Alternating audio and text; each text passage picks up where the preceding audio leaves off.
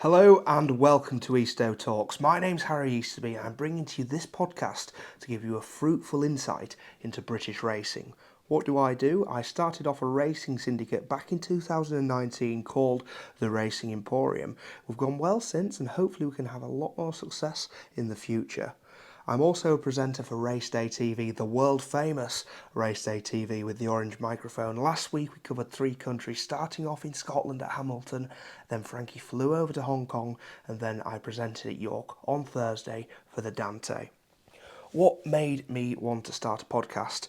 So I've been involved in racing all my life. Growing up, there's always been horses around home. There's been mares and foals. My dad has owned horses long before I was involved, so I've always been around them and I don't really know anything else.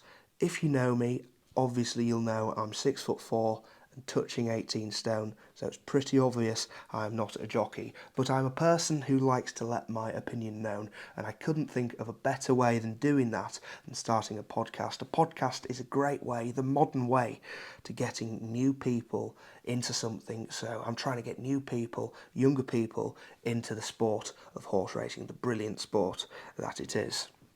What to expect from this podcast? Well, you'll be getting my personal insight on some of the big races coming up, a lot of the Saturday racing, and of course, just around the corner we've got the Oaks and the Derby, and then soon coming up is Royal Ascot. We'll be getting our teeth stuck into some of them heritage handicaps, and then we'll be getting well invested in them tantalising Group 1 races. I'll also be inviting guests onto this show, some very exciting guests, so make sure you are tuned in. I meant to start this podcast before the flat season started, but with one thing and another, I had a foal, a lovely Zoo Star foal, which I'll be doing another episode on. Everything going on, I never got round to it, but now the ball is rolling. The races which have already been, the 2,000 and the 1,000 guineas, I was lucky enough to be at Newmarket. I was invited by M3 Media. They are a brilliant company who do promotional videos and they specialise in horse racing. If you're into anything like that, I highly recommend you give them a look up. The 2,000 guineas, we saw Chaldine win the race. He was very impressive under Frankie Dettori in his final year in the saddle. But my eyes were peeled towards the horse which finished third, a horse called Royal Scotsman. In the race, he was very keen in the early stages, but that was probably because he hadn't had a prep run. But then he came up the stand side on his own, probably on the worst ground, and he finished well, finishing third. He is the horse who went into my notebook after that race, and it will be very interesting to see if he gets supplemented for the Irish 2,000 guineas this weekend, and if he does, he's certainly a horse to keep on the right side of. The 1,000 guineas, obviously we saw Morge win the race under Oisin Murphy. It was brilliant to see Oisin back at the top level, winning races, winning classics. It was good to see him a couple of years ago, him and William Buick head to head for the jockey's title, and it'd be great to see in October if they're doing the same again. Obviously, Oisin had a year out. He's back riding at the top level, and hats off to him to come back and to be as good as he's ever been. Really good to see. Last week was the York Dante meeting. On the Wednesday, the main race was the Musidora. We saw Soul Sister win the race. She was very impressive under Frankie Dettori. She didn't just win the race, she blew the field away, winning by 4 lengths.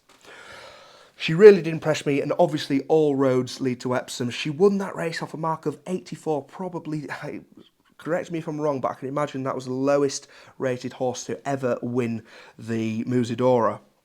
Another horse which has won another Oaks trial, a horse called Running Lion by the late great Roaring Lion. She impressed me in the Pretty Polly at Newmarket, and I can imagine she'll be Oisin Murphy's mount in the Epsom Oaks. So 2 of John Gosden's horses, I think they're both going to Epsom with very live chances. The Dante, we saw the Dante on the Thursday. The Foxes won the race. He didn't majorly impress me for the King Power team. Look, he won the race well. He looks like a proper galloper. Will Epsom suit him? I am not 100% sure. The favourite for the Derby is a horse called Military Order. He won the Derby trial at Lingfield. Obviously, it was run on the all-weather surface instead of the turf because the ground was too wet. But he was impressive that day. I would have more confidence if he went and did the race. Obviously, won the race on turf. The second favourite in the race, a horse called Arrest, he won the Chester Vase under Frankie Dettori. He will be Frankie's mount in the big race. He is a horse with a very high knee action, and when he won at Chester, it was bottomless ground. It was soft, it was heavy, it was very, very deep ground. Are we going to see that sort of ground at Epsom on the 3rd of June? It's pretty unlikely. But the Derby at the moment to me looks a very open race. But I'm very excited to see obviously the Oaks and the Derby just over a week away at Epsom, and then not long after that we have got Royal Ascot, which we'll be doing a big piece on. But thank you very much for listening. There's a lot more to come with this podcast, as well as some very exciting guests.